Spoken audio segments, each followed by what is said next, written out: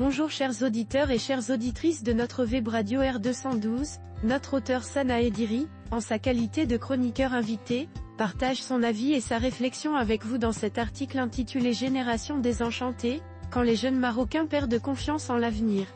Le voici en podcast pour vous. Sana Ediri ouvre sa réflexion par un constat à la fois encourageant et prometteur de la manière suivante.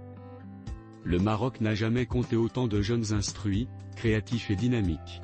Des milliers d'entre eux sortent chaque année des universités, lancent des projets, s'impliquent dans la vie associative, innovent dans le numérique, s'intéressent aux enjeux environnementaux ou culturels, et cherchent à contribuer activement au développement de leur pays. Cette jeunesse représente un véritable levier de transformation nationale.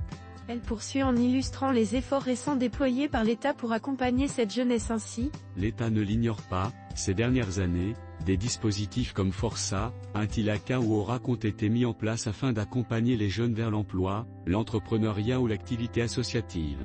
En 2023, Força a permis le financement de près de 10 000 projets. Intilaka, pour sa part, a facilité l'octroi de plus de 28 000 prêts à de jeunes porteurs d'idées. Orac, quant à lui, a généré plus de 100 000 emplois temporaires. Ces programmes témoignent d'une volonté politique de mobiliser les jeunes et de répondre à leurs aspirations. Sana Ediri insiste ensuite sur le soutien de la plus haute autorité du pays envers les jeunes en ces mots. Cette dynamique a également été portée au plus haut niveau de l'État. Dans son discours du 29 juillet 2023, Sa Majesté le roi Mohamed VI rappelait avec insistance que le développement du Maroc ne saurait se faire sans la pleine mobilisation de sa jeunesse. Il exprimait ainsi l'ambition d'un pays qui souhaite avancer avec ses forces vives. Pourtant, sur le terrain, la réalité est moins éclatante. Elle révèle un profond désenchantement parmi cette même jeunesse, dont les attentes ne semblent que partiellement satisfaites.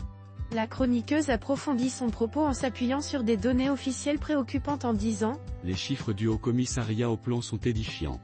Près de 73% des jeunes âgés de 18 à 35 ans estiment que leur avenir est obscur.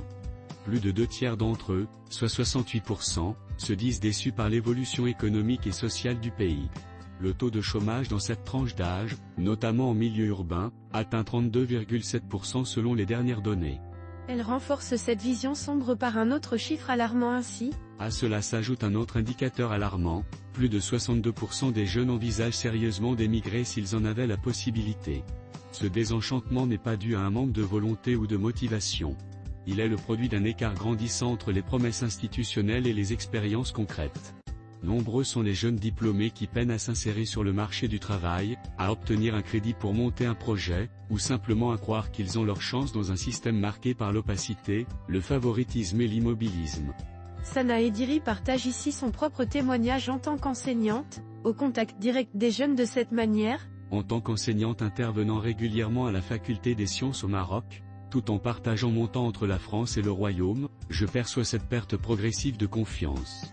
Les étudiants, souvent brillants et pleins d'énergie, arrivent en première année avec des rêves et des projets. Mais au fil du temps, leur enthousiasme se heurte à la difficulté d'obtenir un stage, à l'incertitude de trouver un emploi correspondant à leur profil, ou à l'absence d'une orientation claire. Le discours sur la méritocratie et l'entrepreneuriat reste séduisant, mais il ne suffit plus à entretenir l'espoir. Beaucoup de jeunes n'envisagent plus leur avenir ici, non par rejet de leur pays, mais par fatigue d'attendre un changement qui tarde à venir. Avec lucidité, la chroniqueuse reconnaît les avancées réalisées, tout en pointant leurs insuffisances ainsi. Il serait injuste de dire que rien n'a été fait. Les programmes d'accompagnement ont le mérite d'exister et de poser des jalons. Toutefois, leurs limites sont vite atteintes. Les bénéficiaires dénoncent souvent la complexité administrative, le manque de transparence dans les critères de sélection, l'insuffisance du suivi ou encore l'absence d'un accompagnement de qualité. Elle élargit alors sa réflexion en évoquant les besoins essentiels des jeunes encore ignorés par les politiques publiques. À cela s'ajoutent des besoins fondamentaux, en formation adaptée, en soutien psychologique, en logement, en mobilité, qui demeurent marginalisés dans les politiques publiques. Ce déficit d'approche globale aggrave le sentiment de frustration et freine l'engagement, même chez ceux qui auraient la volonté de contribuer positivement. Sana Ediri insiste ensuite sur les conséquences concrètes de ce malaise sur la société dans son ensemble. Les effets de ce malaise sont perceptibles dans la société. Une jeunesse qui n'a pas confiance dans l'avenir consomme peu, investit peu et se projette difficilement. Cela a des répercussions directes sur l'économie nationale, sur la vitalité de la démocratie, et sur la cohésion sociale. La jeunesse marocaine, loin de rejeter l'effort ou la responsabilité, réclame des signes concrets de reconnaissance.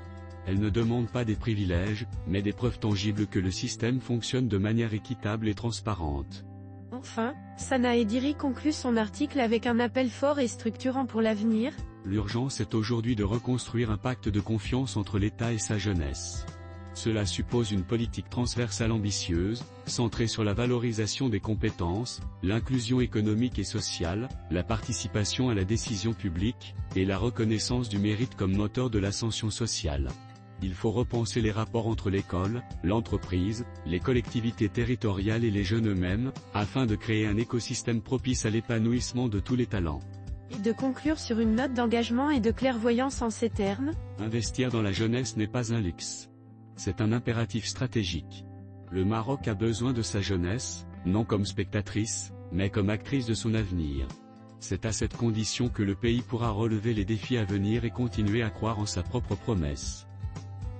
Chers auditeurs de la web radio R212, merci d'avoir été à l'écoute de ce podcast, et de partager avec nous ce moment d'échange et de découverte. Votre présence et votre fidélité sont notre plus belle récompense. On se dit à très bientôt, si vous le voulez bien. Avec toute notre gratitude, l'équipe de R212,